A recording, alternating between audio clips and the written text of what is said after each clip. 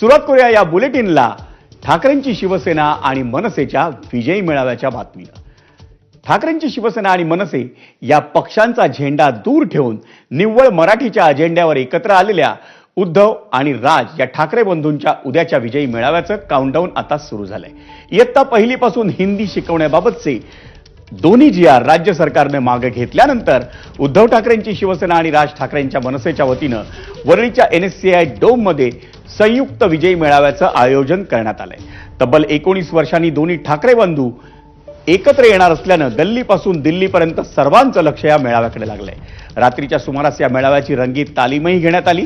ठाकरे बंधूंचा जो मेळावा आहे त्या ठिकाणाचा प्रवेश, इतर पक्षांमधील नेत्यांची आसन व्यवस्था, पदाधिकारी आणि कार्यकर्त्यांचं नियोजन या सगळ्याची आज रंगीत तालीम घेण्यात आली। आणि विशेष म्हणजे आदित्य ठाकरे, संजय राऊत, मनसेचे नितीन सरदेसाई, अभिजित पानसे अशा नेत्यांनी त्या सभास्थळाची पाहणीही केली।